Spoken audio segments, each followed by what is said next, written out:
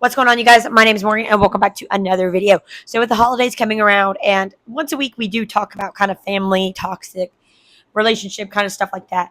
So here we are again talking about the family aspect. And with the holidays being here, I figured it was a good time to talk about what it's like not having family around during the holidays.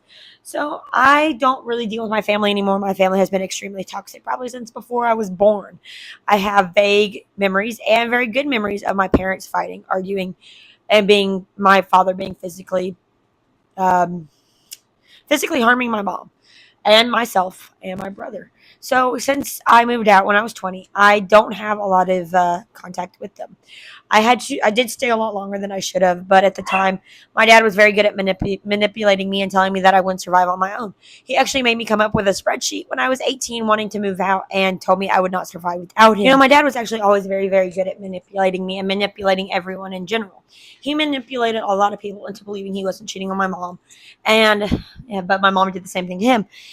They manipulated everybody's persona and everybody's perception of them, so they would believe that how good they were, when in reality they were not that good at all.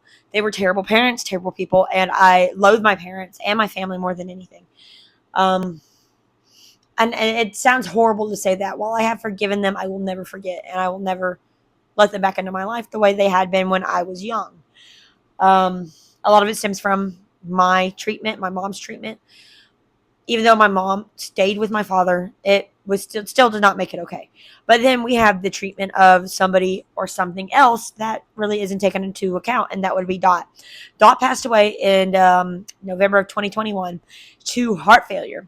She had a heart condition when she was very young, and it was believed that by my parents that the vets were trying to scam me out of money, so they refused to give me money for her treatment. And this was before I could actually get a job.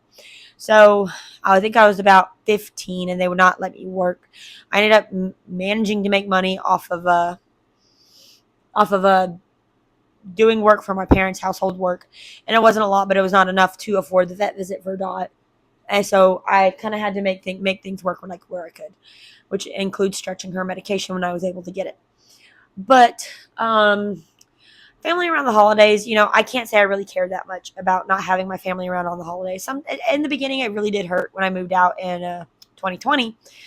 It did hurt when I moved out in 2020, but by this time it's 2024, almost 2025, and I really don't care that much anymore.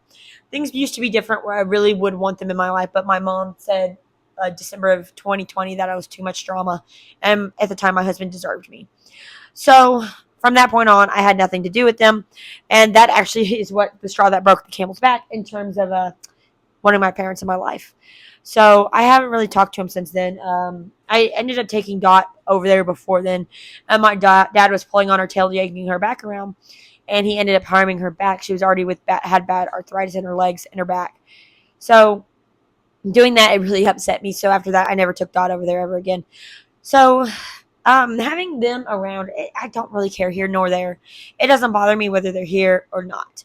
I much prefer they're not here because I do have my own family that I have and don't really need them, which includes my dogs. I have so many dachshunds that why would I need anybody in my life that does not treat me the way I deserve to be treated and cannot take responsibility for their actions, which that's my family. So the dogs are all I really need in this life, and that's all I really care about, which, in truth be told, it's all you really ever need is those that love you. And the dogs, they never really complain about anything. Dogs don't complain. They are dogs. But at the same time, they do complain, and they do tell you how they really feel. Right now, I've got Rue in my lap. Say hi, Rue. This is my little partner in crime. She is my baby girl, and I love her to death. And we have gotten a new one. Her name is Morning. If you see my videos on TikTok, that would be Morning. She actually talks, and she has gotten very adjusted. But this is my Rue, and she feels like, and while she cannot take Dot's place, she does feel like Dot's extension. I don't know what it is, but this dog has kind of just become everything I needed, and I wish I could have had her sooner. I just got her back in February of this year, but it seems like I've had her a lot longer than that. We've almost had her for a year now, but again, it has been. Actually, I think I've had her over a year. I'm not really sure at this point. I think I've had her for over a year, but I cannot put my finger on it. Sometimes it's hard to remember how long I've had her. To a lot of people, but I would never trade my dogs for the family that I had. You know, my dogs are everything to me, and I don't want them back. I don't want my family back. I'd rather have the dogs for the rest of my life than have my family back in my life. So honestly, around the holidays, in the beginning, it did hurt.